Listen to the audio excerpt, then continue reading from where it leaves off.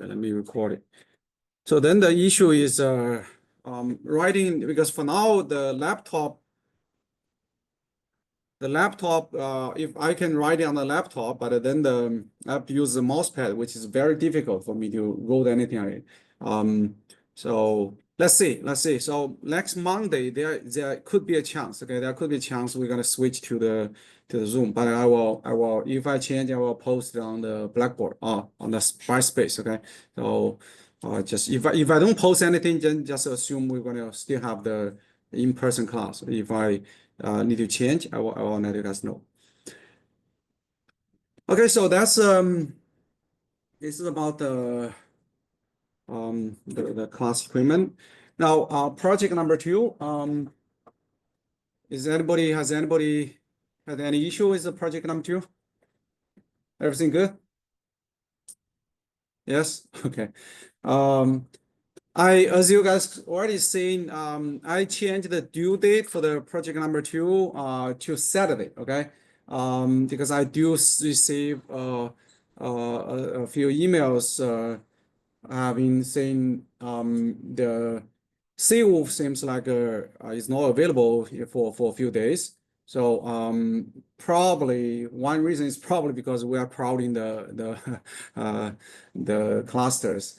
So also I'm gonna finish we haven't really finished the MPI from last class, although you can do it, but I think it's I think it's probably gonna feel better, able to finish the MPI, which we're gonna finish today. So therefore, I extend the due date by 2 days, okay, to Saturday midnight. Okay, so the due date is not tomorrow, it's Saturday. Just give you guys for some of you, give you like a couple more days to work on it. Hopefully, then you can get it done by then. Also regarding to the project number 2, I received some questions. Okay, it seems like quite a few of you have encountered like a memory issue when you're having like to execute it. Then its memory is kind of out of memory. Now this is the memory issue is memory issue is sort of like is the issue we try to solve with the big data analysis, right? So if we assume you have infinite memory, we don't really need a class computing. You just load everything into the memory, just go, right? So one thing is you guys you learn from this class. One thing you're gonna do is to deal with memory issue. Okay, so some of you saying you want to using a large memory to solve the project number 2. I mean that's you instead of request a large number like a 128 gigabyte or 256 gigabyte memory for one node. Instead of doing that, you should think like to work a little bit more memory efficient. Okay. Which means because the project is on the scale, is still a relatively small scale, right? So if I increase increasing the project the scale by 10 times more, instead of like 10 million, you have 100 million. The node, what are you gonna do? You're gonna increase like 1 terabyte memory, right? So that's there are ways to solve the problem within relatively small memory. You don't need to go that big. Okay, memory, you don't need to go that big memory. That's when if you email me, I think I email back is the hint is for the MapReduce application. You don't have to. You are not supposed to handle everything in the memory. Okay, so use a hard disk to save intermediate files into on the hard disk, and then then in that way to save memories. If you cannot, I mean, the goal is the code or script you written should be able to handle the cases where your data is 10 times larger. Okay, that's sort of like the goal. It's not a really or as the project number 1, the project number 2, the goal is really never just to solve the problem. Okay, The goal is to solve the problem with scalability. Because the reason I didn't want to use a large data, because if I post like a 100 gigabyte data, 1 terabyte data to you, then the whole class is going to deal with in that amount of data. We're going to crash cluster. Okay. So that's so keep that in mind. If you don't just think about the project number 2, but all think a little bit more ambitiously. Okay, you are trying to solving a problem, which is should be much bigger in size. This the project is just so like a small example. Okay, so then if you have that in mind, you're gonna say is really if you want to using like for one node you request like 128 gigabyte memory, is kind of like in that sense is kind of unreasonable, right? Because you are not, your program is not memory efficient and is not scalable.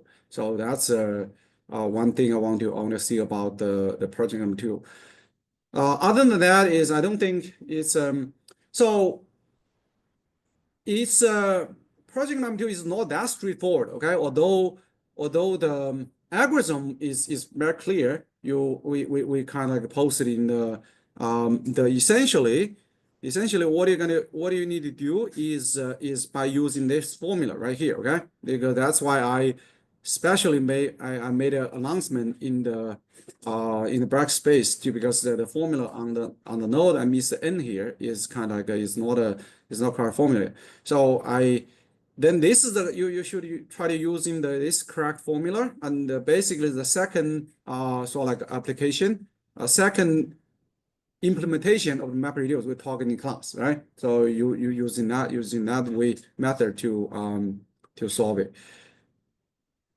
So either well, it's you will need some thinking, okay, to walk through the project computer. Don't view it just like a send receive, then try to just writing. It's not is if you want to implement it in a way that like relatively elegant way, it's probably gonna take you about like 100-200 lines of the Python scripts. Okay, so if you are just try to handle it within like a 30-40 lines of code, that's you'll probably thinking too easy. Okay, that's I would encourage you guys to really keep this scalability issue in mind, because in the same thing with the project number 1 as well, because when most of, well, not most of, some of the classes still think of the problem project 1 just as project 1 without thinking about scalability.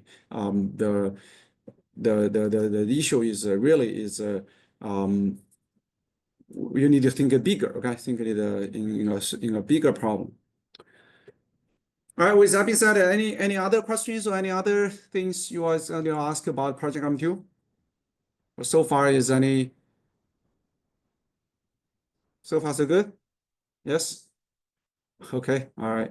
All right, so if you don't have any question about project number 2, we're gonna let's finish the MPI for Pi today. So in the last class we saw like starting to talk about the MPI for Pi. The MPI for Pi is basically is a MPI wrapper for Python, right? So we can use the MPI functionality with relatively easy effort, okay, to using all this communication method from MPI. So here it just shows you the simple MPI program. What you're gonna need is you always want to import the MPI. You want to create a communicator, the object, COM object, and then you always want to get in the rank of the of your program, which is this is basically your identity, right? This is how you identify yourself. You want to get a size, know how many workers in this project. And then the basic ones is send and receive, right? You send a message to somebody and you want to receive some message from somebody. So then finally you're gonna finalize. We're going to close the MPI. So that's this is sort of like the most basic elements of the MPI program. beyond the basics, we talk about like the broadcast. So broadcast is a way to because if you want to do the send and receive, every time you have to specify who is the sender, who is the receiver, right? In this case, when you try to control the communication from like a end to end, one-to-one communication, sometimes it's very difficult because then you need to have a lot of control in your script to tell to give the instruction to who send to who is going to receive from who. Now if you in general in the communication there are some communication which is you want to basically is like a broadcast type of communication. Basically is from one node I want to send information to everybody else. Okay, so basically share information to all the nodes. So in this case, you don't need to. This is a one-to-one communication. We can just using this is a so-called broadcast method, which is not only can make your script a little more concise, but in behind it, okay, in principle, the communication could be also much more efficient. The way to do that is this is using the broadcast bcast this function, which is this function has to be called for every single process. Okay, every single process they call the same process. The only thing differentiate is this is in here in the broadcast you specify the root node. Okay, so root node is the one who is going to send out information. Everybody else, if it's not a root node, if the size is not the root node, then it just receive. Okay, so this is by default. So but everybody you're gonna call the same broadcast. Just depending on the who is the root, then you're gonna determine who is gonna receive, who is gonna send. So the broadcast is if we try to using send function, receive function to like one-to-one, as we talk about it, we can use that. This is from like say if you want to say from send from 0 and then receive on 1, receive on 2, and so on. If you do the one-to-one communication, then this is basically the loop of the 7, right? Loop of 7. You run a loop of 7, you're gonna getting this job done. So in this way, you need with 7 time steps you need it, right? Because it's then when you loop through this is from sending from 0 to 1, 0 to 2, in loop through this is sequential, right? This is a sequential operation. So therefore, you will need 7 time steps. Now, if you're using the broadcast, depending on how your computer are connected, then what is the structure of the network? Then let's say, for example, in this case, it could be you only need like 3 time steps, right? Because say from the node 0 on the broadcast, the 1, 2, 3 are connected to it. So in this case, you can do 1, 2, 3. This is like broadcast them to them like at the same time.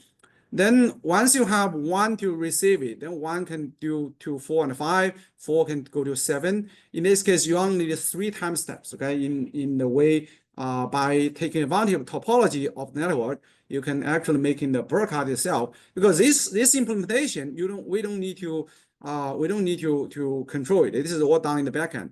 So in addition to the simple or the concepts, the coding, you also have this is a efficient implementation.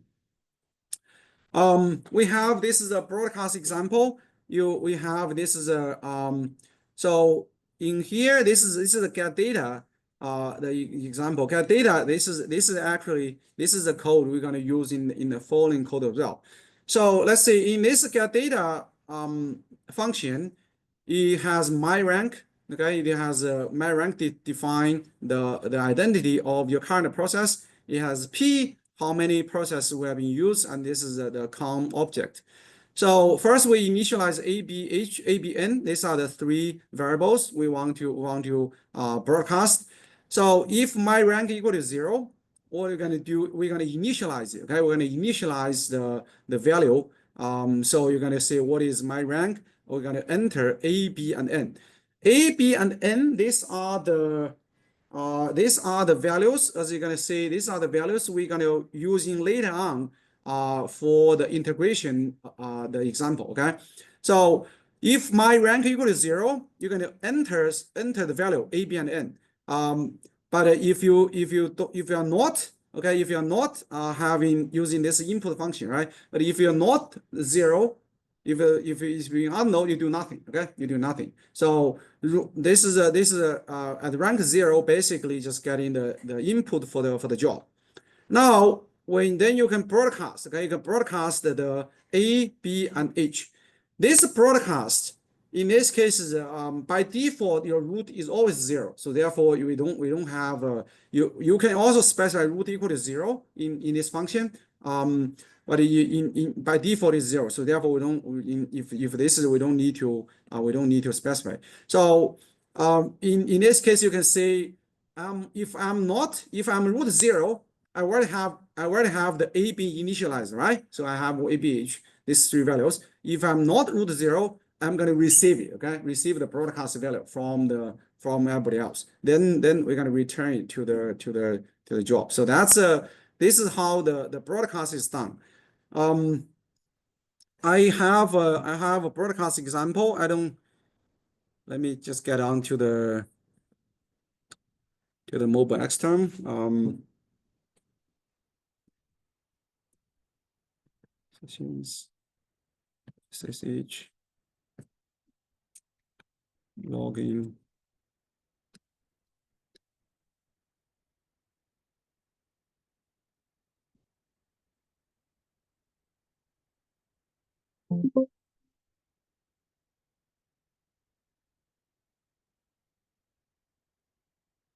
Let me log on to the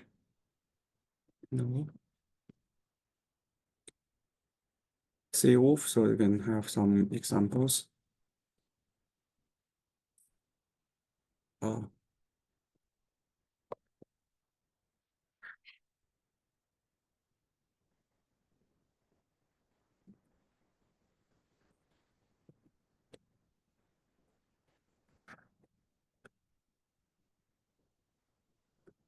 don't know why it always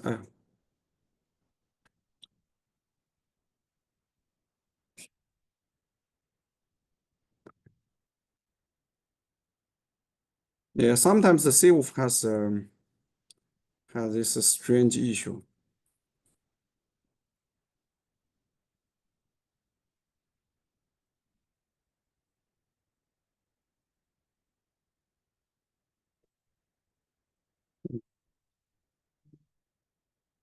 Just okay. This is never happened when I log in from my office or from home, but it's just somehow in here it gave me this is a problem. What is it? Control?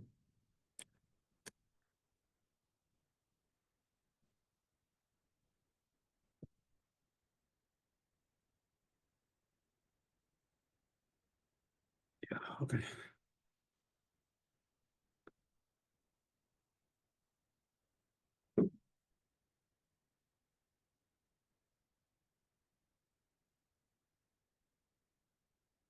All right, so I have this is a broadcast example in here. I don't know if you guys tried it. Okay, if you haven't, I suggest you to try it. Now for my to run this, I'm gonna go to my my directory because in here I have the same script, but I already have everything wrong, so I don't want to submit a job like waiting for a little while for you to finish. So now for the broadcast, this is I think I already went through, right? So I don't want to do it again. But you can check the example for this one.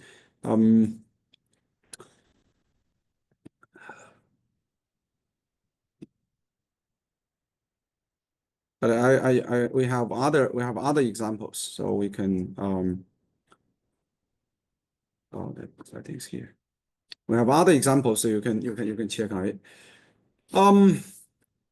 There are other one is reduce. Okay, reduce function is kind of like This is very similar to the MapReduce function. Okay, is doing the same thing.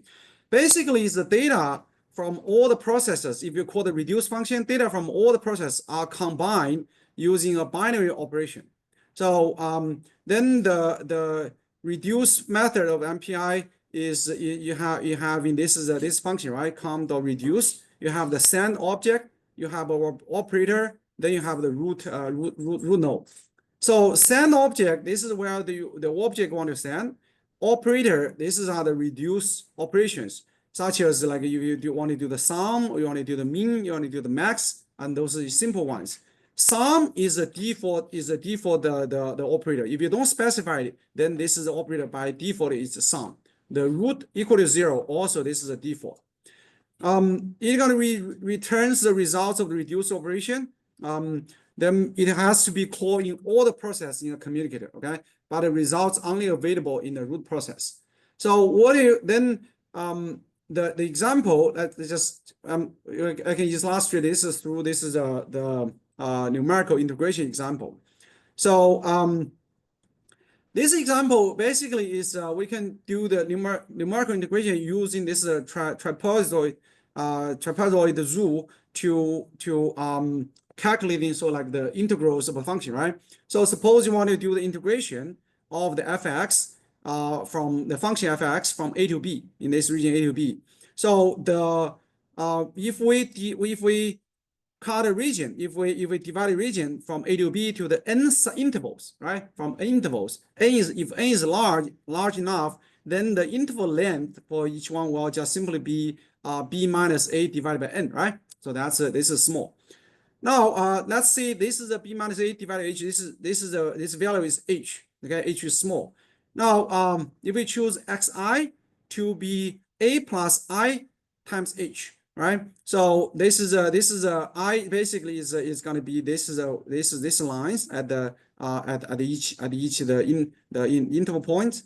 Now the integration for the fx a to b roughly can be represented as h divided by 2 times fx0 plus fxn, which is a 2 endpoint, then plus h times the summation of 1 to n minus 1 fxi which is the middle point. So basically we choosing if it's at the middle point, we using the value times h to on the two ends we choose like the mean of this is the two ends, right? And times h, right? So that's how this is a process.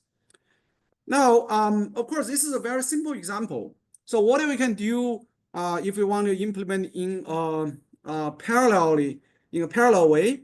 So what you can do is suppose we have P process, right? You suppose P process, and each process can work on n divided by P segments, right? So in that case is for simplicity, let's assume n divided by P is an integer. Say n is 100, right? Your P is 10, or the P is like 5. So then each you will need like each processor each work on 20 segments, right? So that's fair enough. Therefore, the process 0, we're going to work on interval will be interval from a to a plus n divided by p times h. Then for the process 1 is going to from the upper bound of the previous interval to the next one is basically a plus n divided by p times h to a plus 2 times n by p divided by p times h, right? And so on. So you're gonna have, if you have p minus 1, basically the piece process, you're gonna work on the last segment. So then if you can have in the integration for each subinterval, because now you can see process 0, you're working on a subinterval, right? Consists of like this is n divided by p segments. Now the process 1 is also working on this the segments. When you have in this integration for each sub-segment, non-overlapping segments, then for the overall integration, just simply sum it up. Okay, so that's this is the idea. So we're going to apply this is the trapezoid rule to each subinterval. Okay, so this is how it's going to be done. To implement this, we can define this is a trap function, right? Now, fx is a function you can define by yourself. it can be very complicated or very easy. In this case, let's just say fx is just the quadratic function, right? Just x squared. So this is simple.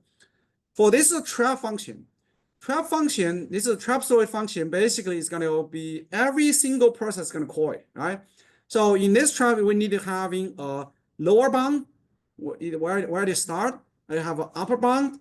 You have the n. N is how many the segment the beans, right? How many beans we want to have in this one. We also have h. H in this case is for the h is the length for the interval. So the integral, to do that, we can say integral just equal to fa plus fb divided by 2, right? So this is this part, right? Fa, the lower bound, upper bound divided by 2. This component. Then for I from to integer n, we have this is n beans. We're gonna say each time we're gonna increase in x from a. This time we're gonna increase it by h. The integral will just simply be integral plus fx, right? Which essentially is this component right here. And then when you return it, just return the integral times by h, right? So that's because then you add you have h on both sides. You just adding multiply the integral, the whole thing by h. So that's the integral. So trap function is very simple. Now to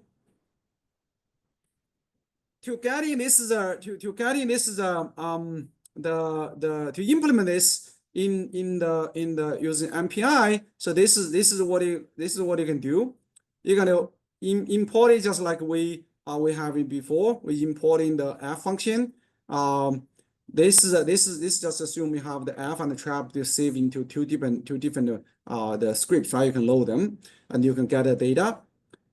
Now in here, the first step, you can use the get data function, right? Remember the get data function, which is using from the broadcast right here. This is your get data function. You get data, you have your rank, you have p, you have the com object, right?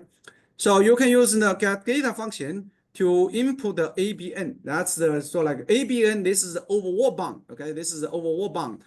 This is a problem you want to solve. You have this is the A, for example, 0, B is 100, N is to be say like 1000, right? So this is where you can input only process 0 or read the data. Once you have the data, remember in the get data, we also do the broadcast. Okay, so this information is actually being this information is actually available to all the processes, right? In this stage is every process, because we read it in and we broadcast it. Now, we're gonna have in this is a destination is 0, total is negative 1.0. This is just initialization, right? Only initialize our values. H, which is a step size, which is gonna be b minus a divided by h. Local n, okay? Local n is how many segments you can handle. Local n is gonna just be n divided by p. Right? This is the number of the trapezoid you want to use, or this is a local segments. So the local A will just simply be A plus my rank times local h times local n times h, right? This will be the this will be local h is this guy, right? Local h is related to which process you are using. And the local B, which is the upper bound, this is the lower bound. Locally in this process, this is the lower bound, this is the upper bound. And the integral for this is a local one is just called the trapezoid function. You have a local lower bound, upper bound, and the local n. You know how many segments, and also the step size you can have it. So in here is this process up to here is everybody execute it. You have so therefore you have a local integral, right? This integral is a local integral for each process. Then the next one is a reduce function. So total will be equal to com.reduce integral. There are a few things has been done here, which is having it's kind of we didn't write it explicit out, which is the default operation is sum. The default root is 0. Okay, so the reason we didn't see having here is because those are the all default, because the sum and the zero as a root, this is kind of common the scenario, right? So we didn't, so we just we skip it here. So what does this line of code, what does it do? What it basically does is, if you are not root zero, you will send your integral value, which is this, your local integral, to the root zero. Okay, and then once the root zero receive all the local the integral from all the other processes, then it will sum it up to become a total. Okay, so in here, this things will can be getting confused. So in here is total will be basically is equal to dot reduce. You basically you having operation equal to sum root equal to zero. Okay, what you should in your mind, you should this is the complete the script with all the details. So although it has a line, only have one line of code, but behind it, their communication has been done. Okay, and also the reduce function has been done. Then if your rank is equal to zero, basically if you are root rank, then you're gonna print out. Then you have in this n equal to n using the trapezoid, and the integral from a to b will be equal to total, which is the result. Now the total is only available at root zero. Okay, when you do the reduce, the total value is only available at the root node. If it's other, you can try to print others. You're gonna generate errors because there's no total variable in other process. Okay, in here, this is how you're gonna say it. Now I think the confusing thing is if you look at here, except for the input and output, okay, which is get data, and then you're getting the last output, the print out, the rank is zero, you're gonna print out the results. In other places, you basically don't really see there's other process being involved. There's no parallel. If you just look at this code by itself, it doesn't look like a parallel computing script, right? But when you try to visualize it, then you have to really break down this line right here. This is where all the communication and the parallel computing is done, which is involving because for other the parallel, we can specify if root equal to zero, we're gonna do something. If root equal to one, we're gonna do something, right? Or it's not zero other. So you can have in like a more clear guidance in here. But for the reduce function, all the communication is done in the backend. Okay, so it's kind of like in the if it's not root zero, you're gonna send your local integral to the root zero, and if you're root zero, you're gonna receive everybody and sum them up. Okay, sum them up. That part is built in. Okay, it's built in. Or you can do like if you can change the operation to be maximum, minimum. We have a list of those operators. The thing is they are communication being done in the backend, and they are reduce function being done in the backend.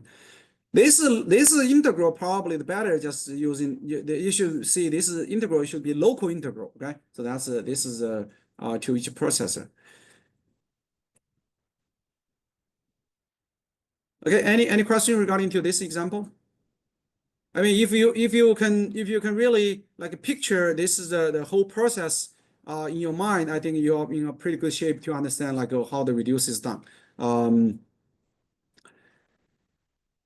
Now the other reduce function which you can use in the maximum, minimum, sum, prod, the ln, lor. This is a bn, bor max location and minimum location. This is gonna give you this is a operator for the reduce function, which is I think you can also define your own function.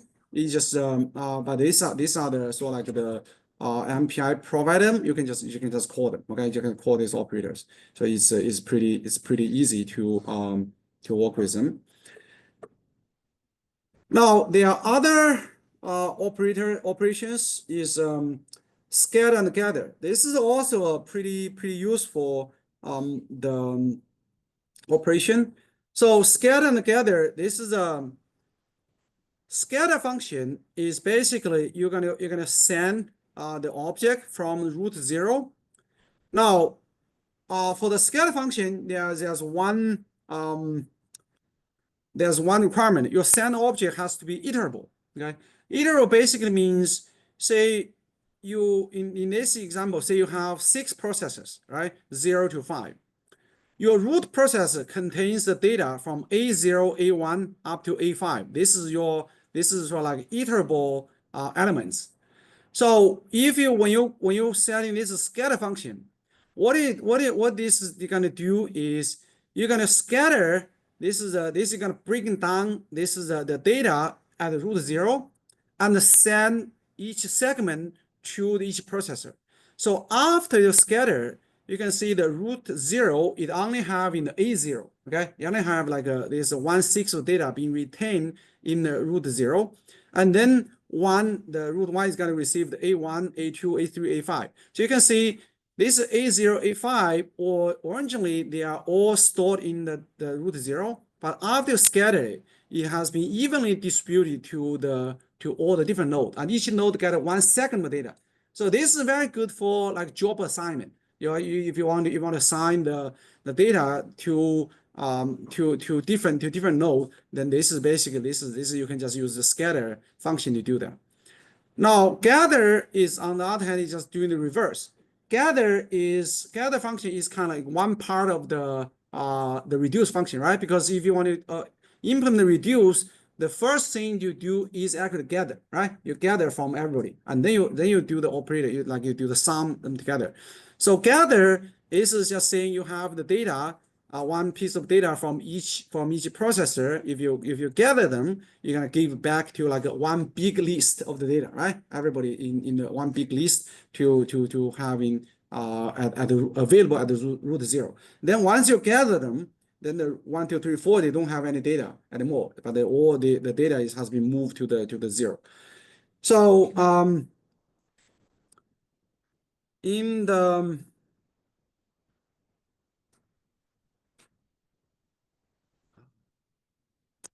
screen is really small. Now I have scatter. Okay, I have this scatter and gather the script in here. Now let's just say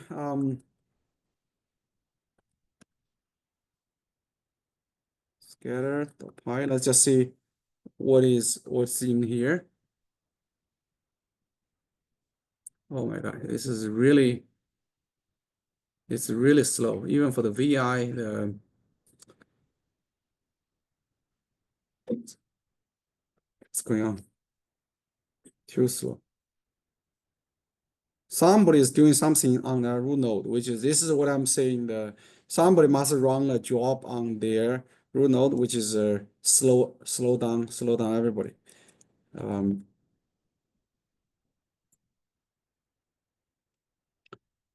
Let's just see more. Oh, less. I think.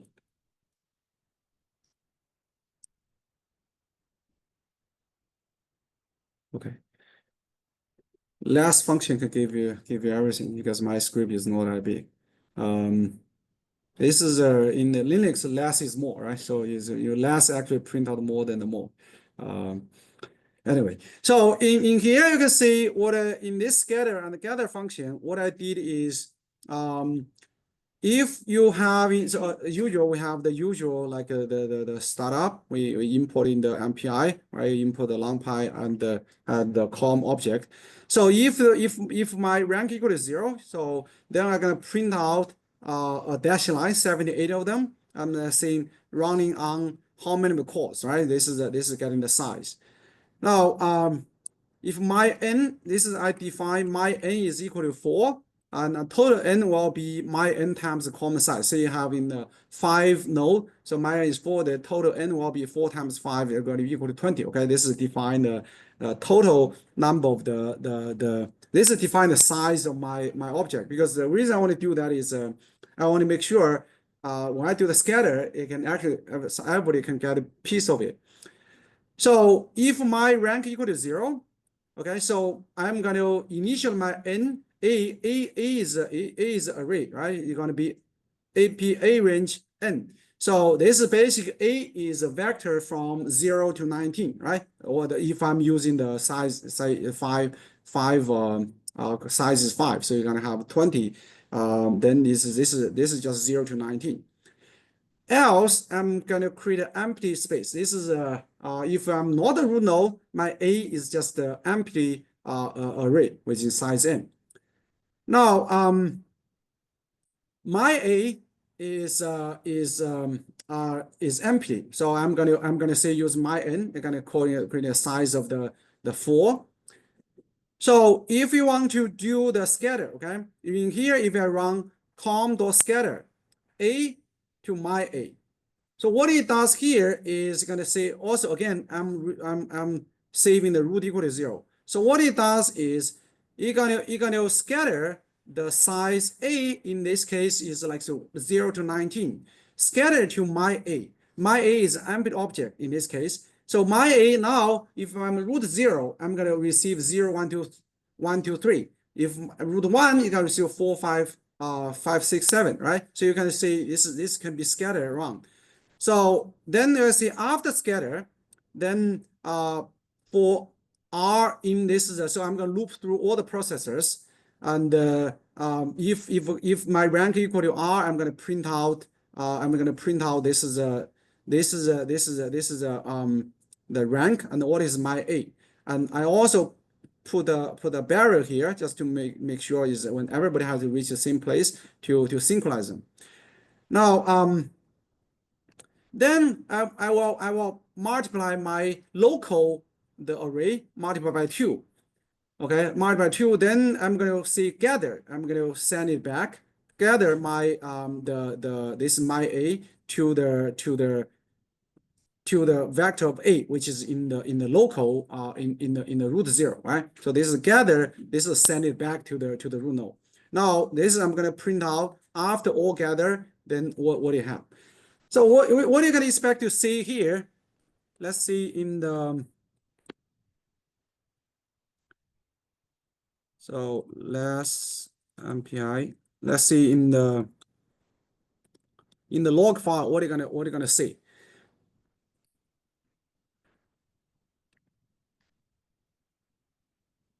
This is basically saying you can see before it. Okay, after you actually in here, I'm running on 8 cores. Okay, because in the Slurm file I probably specify like 8 cores, which we can go back to check the Slurm file in just a second. So this is just to see after the scatter. Okay, after the scatter, then everybody should have in before the scatter. I should have in at the root 0, I should have in 0 to 31, right? 0 to 31, I have a 30 array of 32, length of 32. So after scatter, then for the root 0, I'm left 0, 1, 2, 3. Then 1 is 4, 5, 6, 7, and so on. And this should be my local A, right? I print out from, if you remember from the script, this is after you scatter it, then everybody actually you get in the each subject is getting one piece of the array from the root 0. So you can see this is actually divided. Now after all gather, oh, I didn't see the all gather. So after all gather, you can see everybody has in the full length of the array basically multiplied by 2, right? Originally it's from 0 to 31. Now it's from 0 to 61. But now it's instead of the have this vector available only at the root 0, because I'm applying the function is all gather. All gather, that means every process is going to gather from everybody. Okay, so you can view this is all gather. You can view it's just like a one step is root 0 is going to gather the data from everybody, form a big array, and then broadcast to other node. Okay, all gather is just like the gather, and the broadcast is will be the same. So in this case, you can see for all the nodes, you actually having all the data. Now, Slurm, I just want to make sure is yeah, I did using the 8 cores, right? So in this case is using the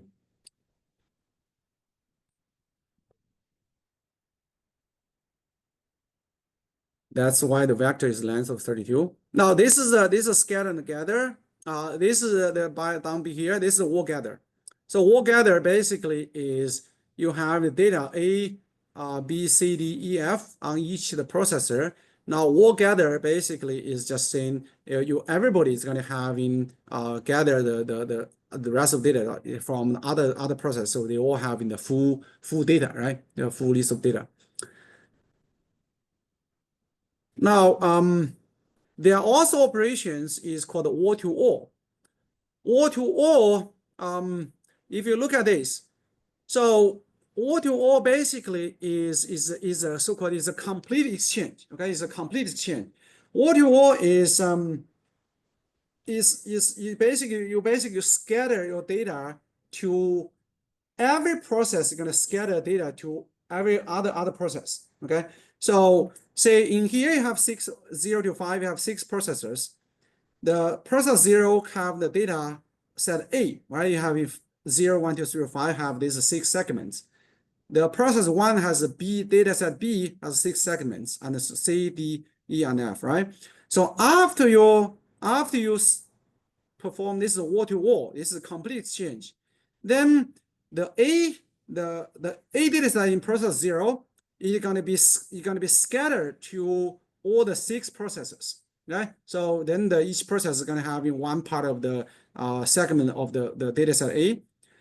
The process 1 is also going to scatter the data set B to everybody else. So the B is in the everybody processes, right? So it's C, D, F. You can see it's kind of like in the way in here it's kind of like the metric transformation, right? But in really what it does is going to exchange the data from node to node. So this is all to all. Sometimes it could be very useful as well.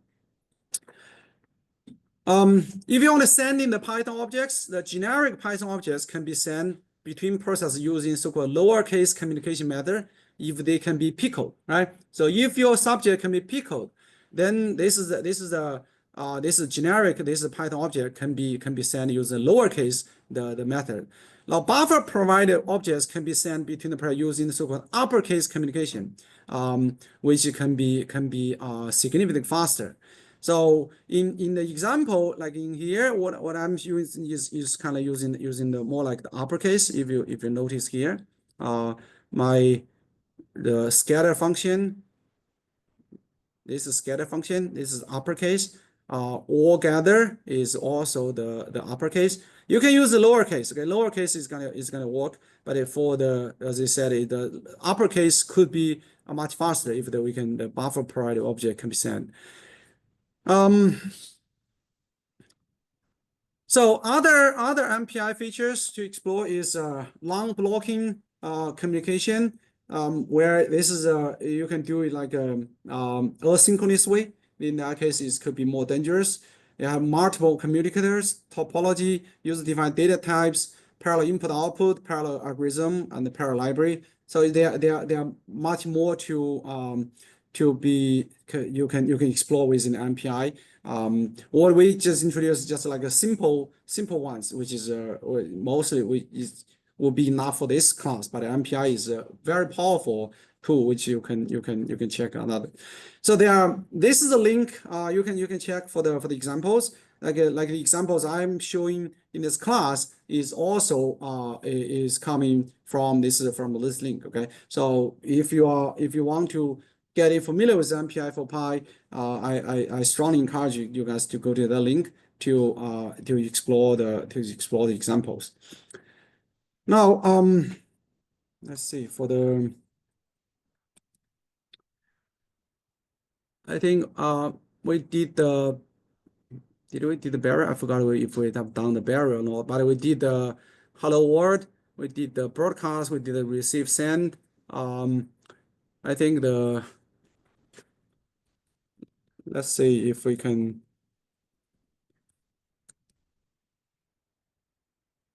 Barrier. Okay, so the barrier,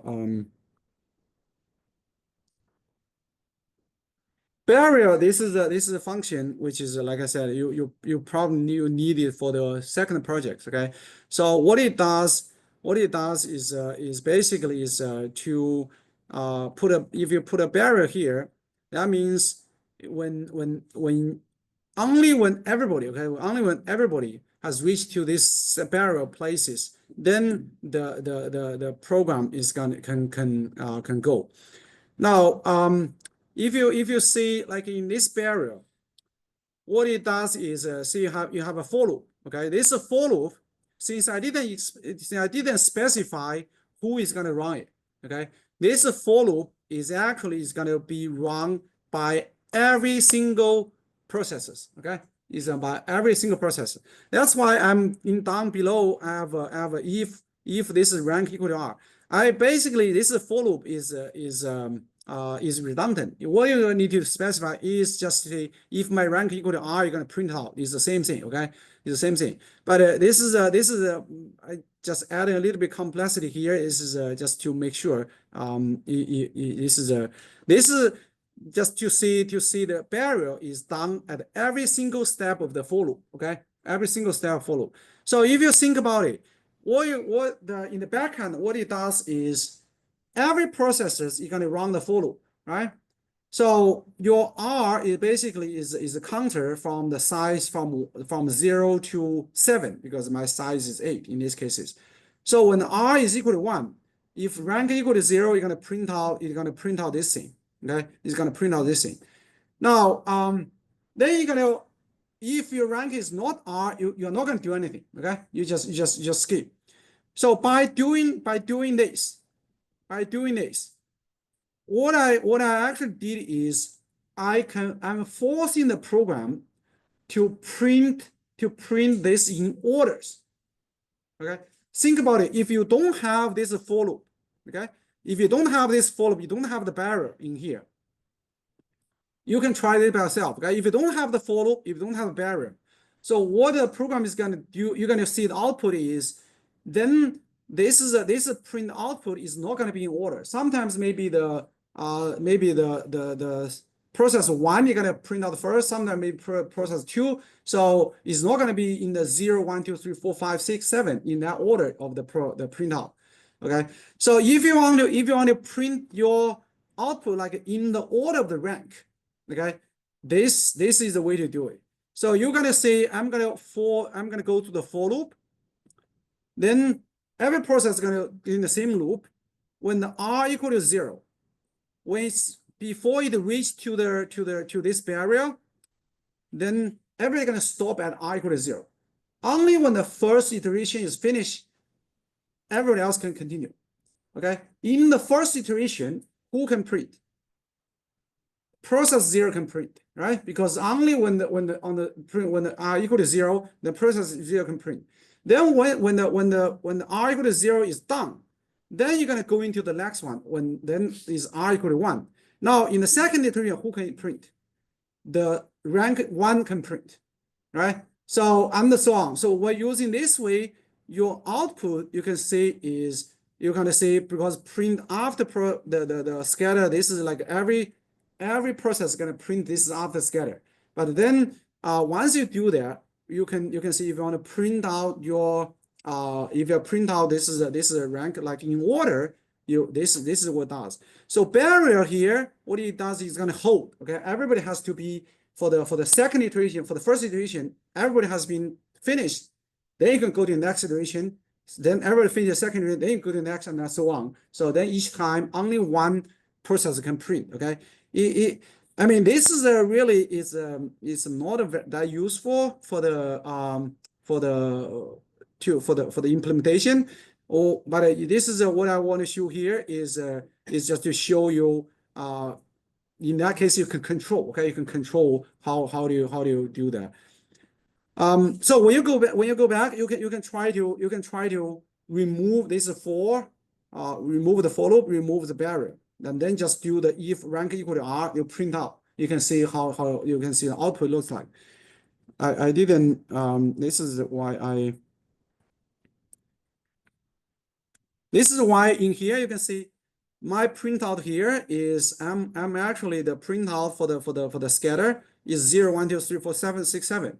This is not by accident. This is not accidentally. This is actually control. This is the control in the program. Okay, control in the program.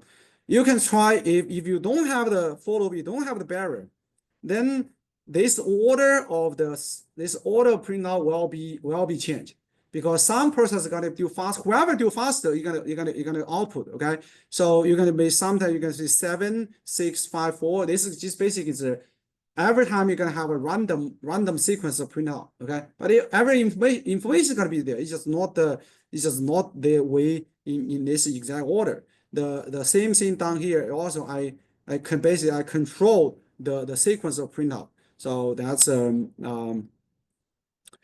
this is how you can use it for the this is how you can use for the barrier. Barrier basically is try to tell your program, tell the processors, every process has to reach the same step before it going further. Okay, so that's which is exactly should using for the map reduce, because you have to say when the mapper is finished, every process the mapper is finished, then you can go to the reducer, reduce function. Then your first iteration, everybody finished the first iteration, you can go to the second iteration, right? So in your case, you should have you have a for loop, like you need to do like say 4 map reduce. Then in each iteration of map reduce, you should have a barrier after mapper, you have a barrier after the reducer, and then when you iterate again, you have the barrier to synchronize everybody together to make the job to run without any issue.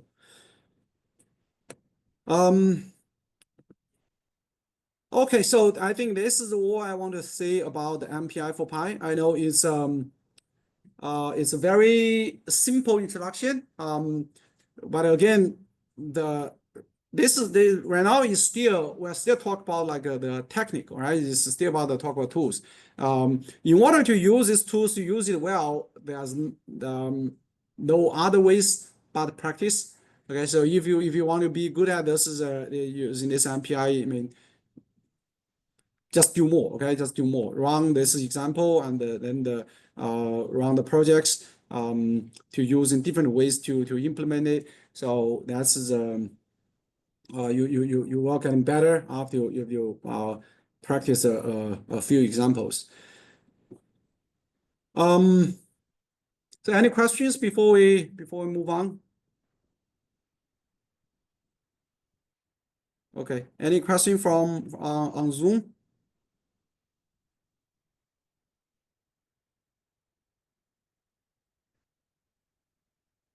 Okay. Now, if you don't have any question, then we're gonna move on. Okay, we're gonna move on to the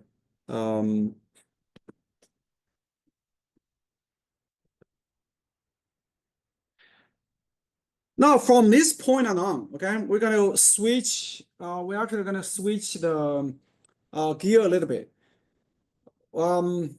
Before this point, okay, we are more talking about the like the how to use the MapReduce to solve the problem, how to do the MPI for the implementation. Now, after this point, we're gonna more talk about the algorithm, okay, more algorithm like a statistical models. This is machine learning methods. We're gonna start from the simple regression problem, okay, like linear regression, logistic regression. Then after that, we're gonna say we're still gonna apply we're still gonna introduce like implementation for the linear regression, logistic regression, how to solve them using MapReduce framework. But then we're gonna see there are gonna be caveats, okay, to this method. After that, I'm gonna introduce this is a different way to handle the machine learning methods, okay, or the statistics models. Particularly is the is a method called ADMM. It's called alternating direction method moments, which is ADMM. We can roughly view it as parallel optimization, the algorithm. So we're gonna spend probably 2 classes on ADMM. So, and then we're gonna talk about how to implement or use ADMM to implement the different machine learning methods. The machine learning method we're gonna cover in this class will be including the SVM, support vector machine, so random forest. That's probably the 2 main algorithms I'm gonna cover. And there are also this algorithm how it can be implemented with ADMM. Basically, it's now if you run a random forest or run a SVM, you still basically run that SVM on your single dataset. And you load the Python, right? You load the Python, you load the data into it and call the SVM, the function, you try to do some classification, whatever, the job you want done. Now, if you have your data set which is large enough, which is a huge data set, which is you cannot load it there, how you going to implement SVM within the parallel, like putting in the parallel computing framework to do that. So that's kind of like the second half of the class is gonna do. So we hopefully by now you guys are all familiar with the HPC environment, familiar with in the MPI4Pi for the MPI, the parallel computing, the technique. So then next is we're gonna build on that to talk about like more applications, okay? How to implement this is sort of like the common used the statistical models or the machine learning models, how to implement it within the parallel computing. Okay, so that's how it goes. As always, we're gonna start simple. Okay, we're gonna start within this is the linear regression. Now, linear regression, I assume everybody is pretty familiar with it. And then I will just introduce a little bit, okay, background about linear regression. Then I'm probably gonna spend a little bit of time about logistic regression. So just do a survey. How many of you knows logistic regression? Okay, so if you know logistic regression, what I mean is not just run the function, okay? Is actually you can implement it from beginning. Is instead of just call a function, what I'm talking about here is not just you load the Python, you load the logistic regression module, but it is you can write the logistic regression from scratch. From you give the data to reading data in, and then all the implemented without calling any logistic modules. So how many of you can implement logistic regression on your own? Okay, so 1, 2.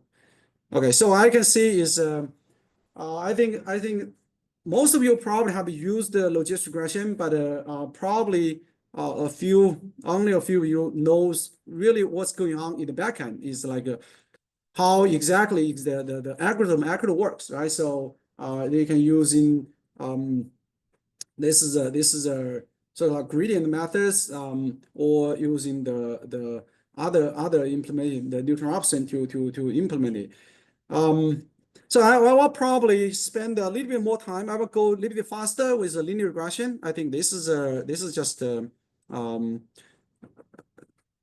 this should be pretty easy. I do have a few slides, okay, like the slides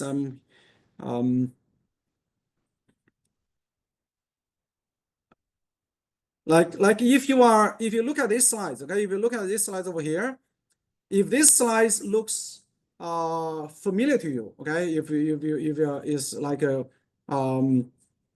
you don't have any trouble to understand anything on these slides, then you're gonna be in a pretty good shape to understand logistic regression. Okay, so if you look at these slides, you're seeing what the hell is that, right? So it's what's going on the slides. If you having if you don't have any idea, you sort of like lost in the details. Okay, then you probably need to go back to review the slides a little bit more, because these are the details I'm talking about is the logistic regression. These are the detail. These are the algorithm. Okay, these are the algorithm for the logistic regression. So if you are kind of like if you're not that familiar with the details, you will need to probably read a little bit extra on how the logistics is done. But I will walk you through this is the details. Okay, but it's just in a faster way. Okay, because this class is not really about the logistics, because in my class next semester, AMS 573 category data analysis, we actually spend quite a few classes on just to talk about logistic regression. Okay, all the details. In here, I mean, those slides actually borrowed from my category data analysis. So in essence, is I don't expect everybody have the background, but if you don't, then you probably need to you need to do some actual work to make it to understand better. Now, regression is also regression problem is also although it's simple, but I think many people actually underestimate its power. We're gonna talk about a few things, okay, about the regression. So let's start from because regression in the next semester I will also teach another class which is called AMS 578, called the regression theory. That's sort of like the whole semester class. Just talk about regression. Okay, so regression has much more details than just the formula we're gonna cover in this class here. But what you're gonna do is just give you if you are not that, I'm sure everybody has heard about regression, okay? But for the computation, if you're not that familiar with it, then you probably need to do a little bit the sort of like a study as well, just to get you up to speed. Now, what if from this point on, you guys gonna see a lot of the matrix operations, okay? Because for the linear regression, logistic regression, and for the other methods, that all kind of talk about in the vector sense. Then just be sure you for the linear algebra, if you are like a kind of is a little bit rusty, to refresh yourself a little bit about the linear algebra, then before we get in like too deep on those concepts. So for the largest regression, let's have in the problem set up. So you're gonna have a response variable y, which could be continuous, could be binary. If it's continuous, such as like number of clicks on the ad on web page, right? Binary will be click or long click on the ad on website. So if it's continuous, then this is a regression problem, right? You can deal with regression. If you well, actually is most of the times, okay, we just deal with just use the linear regression. If it's binary, then response y is binary, then we can do it with the logistic regression or use SVM or some other methods. Now, if for the covariates, right? So covariates could be like a user covariates, like age, gender, industry, education, job title, and so on. So it could be continuous, could be categorical, right? So it could be this is the item covariates, like categories, keywords, topics, or it could be context covariates, right? Like time, page type, position. And also you could include in like interactions, like a two-way interaction, right? Interaction could be the variable x interacting with variable y and so on. So in this case, this is a user covariates interacts with item covariates. context covariance interact with item covariance, and etc. The bottom line is, if you have a large regression, each observation is going to be large. It could probably in millions or even in billions, right? This is in level. So when you deal with this is data, you typically have this data table. You have a y, you have x1 up to xn, xp, okay, xp, 1, 2, 3 up to n. So basically, you're dealing with the n by p matrix, right? It's n by p matrix. This n could be large, n could be in millions, p could also be large, p could be like in thousands, right? Easily in thousands. So in this case, if you have like a 1 million by 1,000 matrix, then all of a sudden you are in the domain of the big data, okay? Big data, and is how to handle this big matrix. This is the issue. So the computation challenge will be, you have hundreds of millions or billions of observations. This is your n. You have hundreds of thousands of millions of covariates. This is your p. Fitting such a linear or logistic regression model on a single machine is just simply infeasible, right? You will not be able to do it. Just load, even you can load the data into the memory, but then there's a lot of intermediate computation need to be done. This is actually could be memory intensive. So usually this is once the data set like is over like a gigabyte, it's very hard to fit in this is sort of like train the data in the single machine. For logistic regression, the model fitting it has in this iteratively using method like gradient descent or Newton's method. So in this case, we also have needed to have multiple passes over data. In this case, we'll be adding like a more complexity. For the linear regression, it's just like one pass. You just as you're gonna go through the details, and it's just one metric, one formula. You can have it done. For the logistic regression, there's no closed solution, right? Yes, you have to do it numerically. So it's an analytic solution, which is going to be making the problem even harder. Now, this what we're talking about are still like simple models. If you want to add in more complexity, you guys probably heard of this penalized method, right? Like a lasso, ridge. This is also having the elastic net. So you have in the L1 penalty, L2 penalty has been added to the model. So this is gonna make your computation even harder, okay? Even harder. Then so within those penalization method, how are you gonna deal with them? That's another way to do that. This is by adding another penalty. Say that you add in the L1 penalty, although just one term in your formula, although it's just one term. Now all of a sudden, all those analytic solution is become the closed form is no longer there. Okay, so you have solved them like numerically. Then all those issues we're gonna address in this class. Okay, so we're gonna not only just you're gonna fit in the linear model, just model using the vanilla version of them. You're also gonna have, if you have penalization, okay, not just L1, L2 penalization, is like any penalization. If you have in elastic net, or if you also define your own penalization form, you still be able to handle like in the machine, so like in the big data way or parallel computing way to deal with those problems. So hopefully by after this, you guys can have at least have a sense of this is the problem. Now for today, I only have a few minutes left. Let's just set it up. Okay, so then we're gonna talk about details in the next class. So the multiple linear regression, so the response variable is y. So you explain the variable x1 up to xp.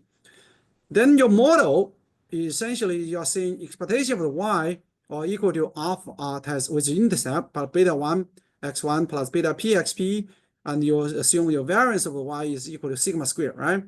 So partial regression coefficient beta I, this is the effect of increasing xi by 1 unit. How much the incremental on the expectation of y. So that's a holding all other prediction constant, right? So this is the interpretation for the beta I, how you do that. So this is a packages fitting models. there's a lot of them, right? R, Python. I mean, any data analytical software, you probably you should have the linear regression into there. The hand calculation is basically impossible, right? But there are tons of computing packed into there. So if you want to write it into the matrix form, okay? So this is the one you guys should be need to be familiar with.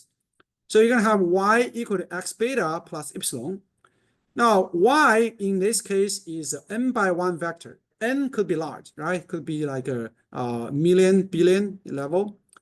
The x is we call it design matrix. X is the n by p matrix. Okay, this is a n by p matrix. Beta is a coefficient, is a p by 1 vector. So this epsilon is your arrow vector. Is follow they are assume they are follow RID normal 0 sigma square, right? So in here, this is a formula here. This is how the regression problem writing in the matrix form. Okay. Now the parameter estimation, the beta hat, your estimate of the beta. This is where inference want to do. Beta will be equal to x transform x inverse x transform y, right? So this is if you don't know how this form is come from, okay? You again then you need to do some study to see. So one take home work like a simple one is to derive this beta hat, this formula from by minimize the sum squared of error, okay, from this matrix in matrix form. So if you don't know how to get in this, you need to work a little bit, and then the variance of parameter, variance beta hat will be x transform x inverse times sigma squared. Again, also this is a formula which is given in this guy. So you need to be familiar with this in order to compute it. Okay, so so this is the setup. So in next time we're gonna talk a little bit more on the linear regression. Probably spend a little bit more time on the logistic regression just to make sure. Because if you want to implement now, there's no calling the package anymore. Everything now you have to do, have to build it from scratch. Okay, so then you want to build scratch, you have to understand it from all the details. All right, so that's it for today. I will see you guys on Monday.